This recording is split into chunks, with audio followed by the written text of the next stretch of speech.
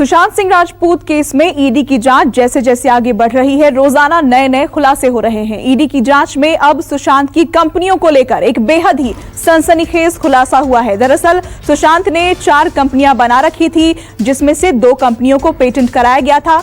Patent कंपनियों की कीमत करोड़ों में है। सूत्रों के मुताबिक सुशांत सिंह राजपूत की पेटेंट की गई कंपनियों में रिया और शौविक भी डायरेक्टर थे, जिसमें इन्वेस्टमेंट तो सुशांत का था, लेकिन पार्टनर और दस्तावेजों पर मालिक रिया और शौविक थे। यही नहीं, रिया और शौविक पर सेल कंपनी बनाने का भी आरोप है, क्योंकि सुशांत सिंह राजपूत की एक कंपनी का एड्रेस रिया के पिता इंद्रजीत चक्रवर्ती के फ्लैट पर रजिस्टर्ड है। इंद्रजीत के फ्लैट के पते का इस्तेमाल महज एक कंपनी के लिए नहीं, बल्कि 2 कंपनियों के लिए किया गया था।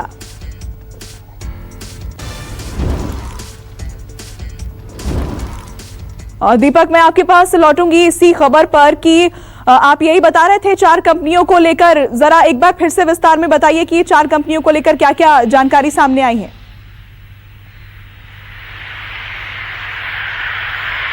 जी, ईडी के रडार पर इस वक्त सुशांत की 4 कंपनियां हैं। 4 कंपनियों में से 2 में रिया और रिया के परिवार के लोग डायरेक्टर रहे हैं, शौविक रहे हैं। ऐसे में विविड रेज रियल्टी और एसेंसी वेंचर प्राइवेट लिमिटेड, ये 2 जो कंपनियां हैं, ये पेटेंट कराई गई थी सुशांत सिंह राजपूत के द्वारा। क्योंकि ये जो है वर्चुअल रियलिटी गेम को लेकर इस पर सुशांत सिंह राजपूत और इनकी कंपनी काम कर रही थी। ऐसी विविड रेज जो कंपनी है, वो भी एक अलग पहलू पर काम कर रही थी। ये दोनों स्टार्टअप कंपनियां थी, यूनिक आइडिया को रिप्रेजेंट कर रही थी ये कंपनियां, जहां पर लगातार इनका काम किया जा रहा था। और यही वजह है कि पेटेंट कराई गई थी कि ये जो यूनिक आइडिया है इस कंपनी से जुड़ा हुआ, जिसको लेकर ये काम कर रहे थे, इसको लेकर इन्होंने पेटेंट कराया हुआ था। अब पेटेंट कराने का मतलब आपको समझाना चाहूंगा कि अगर आप कोई भी चीज, कोई भी प्रोडक्ट या फिर कोई भी ऐसे यूनिक आइडिया पेटेंट कराते हैं, तो उस पर जो आपका मालिकाना हक हो जाता है, उसको कोई भी कॉपीराइट उसकी आपसे छीन नहीं सकता है। ऐसे में जब सुशांत सिंह राजपूत ने विविड रेज और एसेंसी प्राइवेट लिमिटेड की नाम की 2 पेटेंट कंपनियां कराई, ऐसे में सुशांत सिंह राजपूत के साथ साथ रिया चक्रवर्ती और शौविक चक्रवर्ती भी डायरेक्टर थे। ऐसे अब जिस तरह से सुशांत सिंह राजपूत की मौत हो गई है, तो ऐसे में इस दोनों कंपनियों की जो मालिकाना हक है या फिर जो पूरे राइट्स हैं, वो अब बचे हुए हैं रिया चक्रवर्ती और शौविक के पास।